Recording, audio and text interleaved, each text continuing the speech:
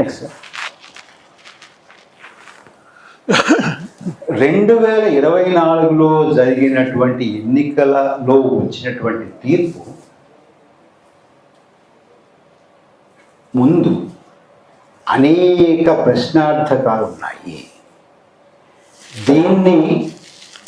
ఈ తీర్పుని ప్రజా తీర్పు అనడానికి చాలా చాలా కష్టం. ఇది ఏమయ్యా, ఇది 2026, 24లో జరిగింది. ఇప్పుడు మాట్లాడతావు నువ్వు, అప్పుడు ఏమైపోయావు నువ్వు? అరుణ్ కుమార్ గారు, ఇది నా పని కాదండి. ఇది ఎవరి పని? మీ పని. మీది కాకపోతే రాజకీయ పార్టీ మీ పని. రాజకీయ పార్టీలు, ఎంపీలు, మంత్రులు, ముఖ్యమంత్రులు, ఇందాక అరుణ్ కుమార్ గారు చెప్పినట్టుగా ముఖ్యమంత్రులు, మంత్రులు, ఎమ్మెల్యేలు, ఎంపీలు, కేంద్ర మంత్రులు, రాజకీయాల్లో ఉన్నటువంటి వారు, రాజకీయ పార్టీలు అలా చూస్తుంటే నాకేదో మొత్తానికి ఇక్కడ ఏంటి ఇంత తేడా కనబడుతుందా అని చూశానండి. యాదృచ్ఛికం సార్ ఇది. అయితే మరి ఇన్నాళ్ళ తర్వాత ఏమడుగుతున్నావు నువ్వు? ఇప్పుడు నెగ్గినటువంటి వాళ్ళని కాకుండా ఓడినటువంటి వాళ్ళని డిక్లేర్ చేయమంటున్నావా? అడగట్లేదు. ఈ ఎమ్మెల్యే కాదు ఓడిపోయిన ఎమ్మెల్యేగా చేయమంటున్నావా? కాదు. ఈ మంత్రి కాదు ఆ మంత్రి చేయమంటున్నావా? కాదు. ఈ ముఖ్యమంత్రి కాదు ఆయన ముఖ్యమంత్రి చేయమంటున్నావా? కాదు. That is not my plea. What is my plea? My plea is,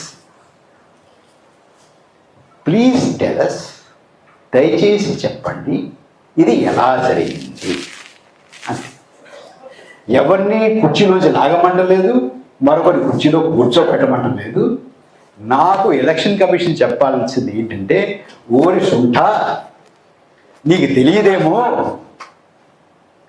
నీకు అనుభవం లేదు, ఎక్కడో ఏసీ గదిలో కూర్చోలేదు రాస్తున్నావు నువ్వు, 3 సెకండ్లలో ఓటు వేయడం సాధ్యం, దాన్ని చూపెడతానని చూపించమనండి. పరకాల ప్రభాకర్ నోరు మూసుకుంటాడు, మళ్ళీ మాట్లాడు. నేను చెప్పినటువంటి ఈ అంకెల్లో, సంఖ్యల్లో, ఈ పర్సంటేజ్ల్లో ఎక్కడైనా దోషం చూపించండి, నేను మాట్లాడగల మానేస్తాను. నాకు 3 సెకండ్లో ఓటు వేయడం సాధ్యం. రాత్రి 11:45 నుంచి తెల్లవారుజాము 2 గంటల వరకు ఓటు వేశారు. ఇదిగో ఓటు ఇక్కడ వేశారు, ఇది వేశారు, ఇక్కడ వేశారు, ఇక్కడ వేశారు. ఆ 2 గంటలకు ఓటు వేసాడు అని మా సీఎం గారు చెప్పారండి. లాస్ట్ పర్సెంట్ ఓటు ఆయన ఇదిగోనయ్యా చెప్పయ్యా పరకాల ప్రభాకర్ తోటి అని నా దగ్గర నుంచోబెట్టాడు అనుకోండి, నోరు పూసుకుంటాను. ఏ ఓట్లు, ఏ మనిషి ఎలా సాధ్యం? 3 సెకండ్లో, 6 సెకండ్లో 2 ఓట్లు, 3 సెకండ్లో 1 ఓటు ఎలా సాధ్యం? 8 గంటల నుంచి 11:45 వరకు 74 ఓట్లు వేసినటువంటి వారు 5 గంటల నుంచి 8 గంటల వరకు అదే క్యూలో ఉన్నారు కదండి వాళ్ళు. అదే క్యూలో ఉన్నటువంటి వాళ్ళు 3 గంటల్లో 7 మంది వేస్తే, అదే క్యూలో ఉన్నటువంటి వాళ్ళు 8 గంటల నుంచి 11:45 వరకు 74 మంది ఎలా వేశారు? 74 మందితోటి 7 మందితోటి క్యూలో ఉన్నవాళ్లే 491 మంది 11:45 నుంచి 2 గంటల వరకు ఓటు ఎలా వేశారు చూపించమనండి. స్లిప్పులు చూపించమనండి, ప్రిసైడింగ్ ఆఫీసర్ డైరీ చూపించమనండి, వీడియోగ్రఫీ చూపించమనండి, సీసీటీవీ కెమెరా ఫుటేజ్ చూపించమనండి. మళ్ళీ ఇలాంటి సమావేశాలు పెట్టడు, చూపించండి. లేదు ఇదిగో ఈయన అని చూపించండి, డెమోక్రసీ సర్క్యూట్ చేద్దాం, పాదపూజ చేద్దాం, మనందరం కలిసి వెళ్ళి. We have to go to the get to the bottom of this entire thing. ఇది ఏంటో తెలుసుకో. ఇంకొక లాస్ట్ నన్ను ఇంకో ప్రశ్న అడుగుతారు చాలామంది. సరేనయ్యా ఇదంతా జరిగింది అంటున్నావు, ఎలా జరిగింది చెప్పు, ఎలా జరిగింది అంతా? ఈవీఎంలో మాయ ఉందా? ఈవీఎంలో ఏమైనా చేశారా? 3,500 బూతులు అంటే ఒక్కొక్క బూత్లోనూ ప్రిసైడింగ్ ఆఫీసరు, సిబ్బంది, పోలీసు అందరూ కలిసి కనీసం 10 మంది ఉంటారు కదా ఒక్కొక్క బూత్కి. 3,500 బూతుల్లో అంటే 3,500 బూతులు 10 మంది అంటే 35,000 మంది ఉంటారు. 35,000 మంది మేనేజ్ చేసావా? ఎవడన్నా మేనేజ్ చేయడం ఎవరు ఉన్నాడా అని అడిగారు అనుకోండి. ఏం చెప్తాం? 35,000 మందిని మేనేజ్ చేసావా? సాధ్యమా? సార్ నేనేమంటానంటే, మా ఇంట్లో దొంగలు పడ్డారండి. నేను పోలీస్ స్టేషన్కి వెళ్ళానండి.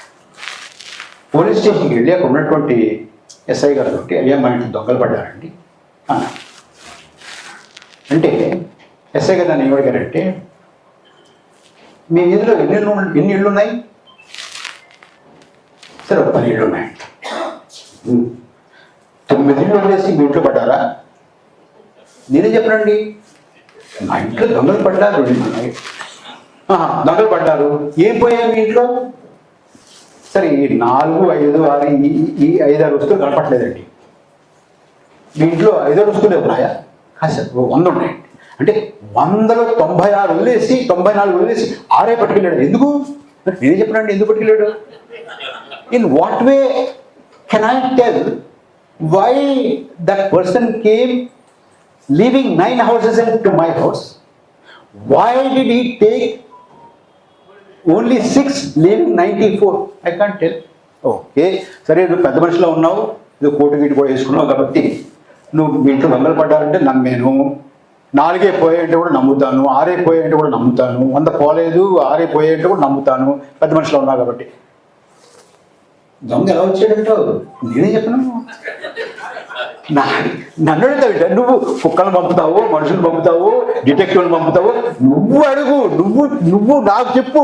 రే మీ ఇంట్లో దొంగ ఎలా పడ్డాడు, ఇంటి నుంచి వచ్చాడు, నువ్వు ఈ తలుపు వేసుకోలేదు, లేదు మా ఇల్లంతా తనిఖీ చేసి నువ్వేదో మతి మరుపుతోటి 6 వస్తువులు 6 రూములు పెట్టావు, ఇక్కడ ఎదుగుతున్నావు, అక్కడ ఉన్నాయని చెప్పు. ఎవరి బాధ్యత అండి అరుణ్ కుమార్ గారు? ఇదంతా చెప్పాల్సిన బాధ్యత ఎవరిది? ఇది చెప్పాల్సిన బాధ్యత ఎవరిదండి? పరకాల ప్రభాకర్దా?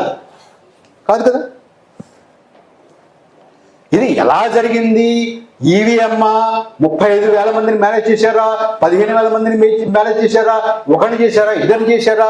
ఇది కంప్యూటరా లేకపోతే మరొకట? నాకు తెలియదండి. నాకు తెలిసిందల్లా ఏంటంటే, రాత్రి 11:45 నుంచి తెల్లారి గట్ల 2 గంటల వరకు 3,500 బూతుల్లో 17,19,356 ఓట్లు పడ్డాయండి. ఎలా పడ్డాయో చెప్పు నాయన నాకు. రాత్రి 11 గంటల నుంచి 11:45 నుంచి తెల్లారు 2 గంటల వరకు క్యూలో ఉంచున్నారు. వాళ్ళు 6 గంటలకే క్యూలో చేరారు, 8 గంటల క్యూలో ఉంచున్నారు. ఆఖరి వాడు ఎవరు ఓటేసాడో చెప్పు నాకు. ఏ బూత్లో చెప్పు, కనీసం నేనే పడతాను అంటారు. వెళ్తాను అక్కడికి. నాకు కుదరకపోతే మీలో కొంతమంది సాయం తీసుకెళ్తాను. ఏమి చెప్పవా? వీళ్ళు ఎవరో చెప్పు, ఏ బూత్లో చెప్పు. మొత్తం ఎన్ని బూతులు? 46,300 చిల్లర.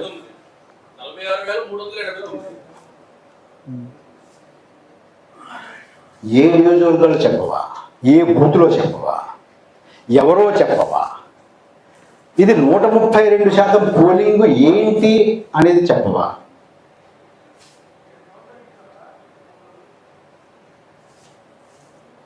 Election is a joke, huh?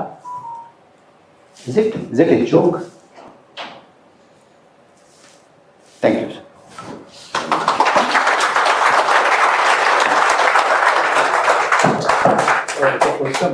Questions ఏమన్నా?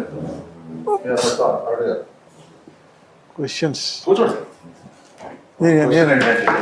మీరు అడిగిన ప్రశ్నలన్నిటికీ కూడా అవన్నీ కూడా లాజికల్ క్వశ్చన్స్, వాటికి ఆన్సర్ చెప్పాలి.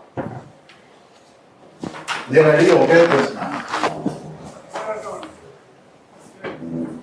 ఒకే ప్రశ్న ఆంధ్రప్రదేశ్ చీఫ్ ఎలక్షన్ ఆఫీసర్ గారు ఇచ్చిన ఫిగర్స్ 8 గంటల నుంచి 11 గంటల వరకు, 11:45 నుంచి 2 గంటల వరకు ఈ ఓట్లు పోయాయి. కాబట్టి ఆయనే ఆన్సర్ చెప్పాలి. 5 గంటల తర్వాత 8 గంటల వరకు 7 ఓట్లు ఎందుకు పడినాయి, 8 తర్వాత అన్ని ఓట్లు ఎందుకు పడినాయి, దానికి జవాబు చెప్పాల్సింది ఆంధ్రప్రదేశ్ చీఫ్ ఎలక్షన్ కమిషనర్గా పనిచేసినటువంటి ముఖేష్ కుమార్ మీనా గారు. ఆయన ప్రెస్ నోట్ ఇచ్చారు. సెంట్రల్ ఎలక్షన్ కమిషన్ కూడా ఆయన ఇన్ఫర్మేషన్ ఇచ్చారు, లేకపోతే వాడు చెప్పాలి. కాబట్టి ఈ మొత్తం వ్యవహారం చూస్తే సమాధానం చెప్పకుండా దాక్కుంటున్న మనిషి ముఖేష్ కుమార్ మీనా గారు అనేది స్పష్టంగా అర్థమవుతుంది. నా అభిప్రాయం. మీ ఒపీనియన్ మీరు చెప్పాలి. మీనా గారు చెప్పాలా, ఎవరు చెప్పాలి? నిన్ను అడిగాడు. సార్ వ్యక్తుల పేరు పక్కన పెడదాం కాసేపు. చీఫ్ ఎలక్షన్ ఆఫీసర్ చెప్పాలండి. Chief election officer election commission of India చెప్పాలండి. అది ముఖేష్ కుమార్ మీనా గారా, పడకాల ప్రభాకర్ గారా, ఉండవని అరుణ్ కుమార్ గారా, ఇంకొకరా పేరు ఏదైనా కావచ్చు, నాకు సంబంధం లేదు. బట్ ఒక ప్రజాస్వామ్యంలో ఈ కనీస ప్రశ్నలకి జవాబులు లభించాలి. లేకపోతే ఈ ఎన్నికల ద్వారా ఏర్పడినటువంటి ఎన్నికల ఫలితంగా ఏర్పడినటువంటి ప్రభుత్వాలకి లెజిటిమసీ ఉండదు. లేదు, ఎలా నెగ్గారు అనే దాని మీద ప్రశ్నలు ఉన్నప్పుడు దానికి లెజిటిమసీ ఎలా ఉంటుందండి? దాని శాంక్టిటీ ఎలా ఉంటుంది? అంతవరకు నేను చెప్పగలనండి. ఎవరైనా క్వశ్చన్స్ అడిగితే బైక్ తీసుకెళ్ళడానికి ఎవరన్నా